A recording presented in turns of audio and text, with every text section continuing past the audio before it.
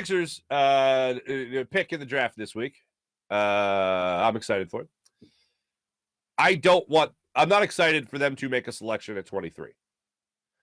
I'm excited to do what some people are reporting the Sixers to do, which is trade the 23rd overall pick.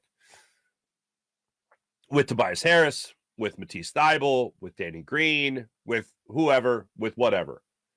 I don't want them picking at 23. People talk about second-round picks being a sweetener all the time. Oh, it's good to have you heard it all the time with Sam Hinkie. Oh, there's sweeteners. Sam Hinkie has 17 second-round picks. Oh, it's just a lot of sweeteners. I don't want that pick. I want to trade that pick because I want to know that the Sixers are doing something to make them better now. Right now. I don't want to look, oh, maybe you could develop this guy. No, I'm good. Thanks, but no thanks. I want Daryl Morey to wave a magic wand and make something happen on draft night. I want Daryl Morey to not have that 23rd pick by the time the 23rd pick rolls around. I want it to be packaged with either Tobias Harris, Matisse Thybulle, who I mentioned, and Danny Green, because it's all about making this team better right now. And if they make that selection, I feel like that's a failure for Daryl Morey. If you remember last year, Ben Simmons was being dangled out there on the trade block, and they were asking for something crazy, like a total of 5 first-round picks from the San Antonio Spurs, who called on Ben Simmons, and Daryl Morey said, the prices, all that. And, of course, it didn't go through. So I don't know if Daryl Morey is really looking at the draft as the time to make that big move, but I don't see what other choice he has at this point. You're lucky enough that the Nets said thanks but no thanks and deferred the pick that was traded in the Ben Simmons deal to at least next year. So the Sixers still have possession of that pick.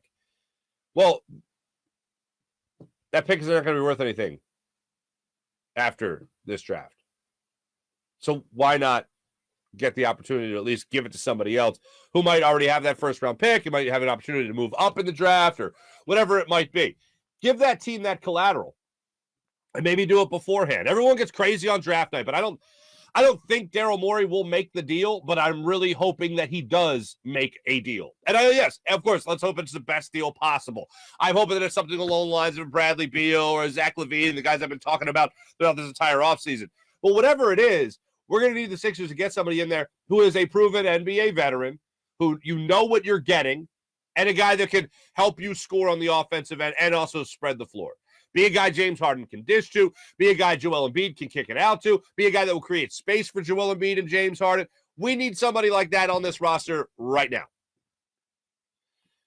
As much as I love Tobias Harris, if he's part of a deal that brings in a guy like Bradley Beal, I'm 1,000% fine with that. But Daryl Morey, I think, needs to act this week and pull the trigger on a deal, whatever might be out there. And he needs to do that sooner rather than later. I know he's a guy that's going to wait for somebody to get a little antsy on draft night, somebody that like jump at an opportunity. All right, fine, I'll do it. And that's probably the way most GMs are thinking. Ask for the world like Daryl Morey did last year and see what happens from that point on. But I'll just say this. If the Sixers make a pick at 23, I will be upset. I want no parts of it. I want to know. I almost want, after watching the NBA Finals, I want to be at ease knowing that the Sixers are already making moves to get better for next year. Not, we've drafted someone and we're going to develop somebody. I need somebody on this roster come draft night that I know is going to help Joel Embiid and James Harden win championships, or at least finally get to an NBA Finals.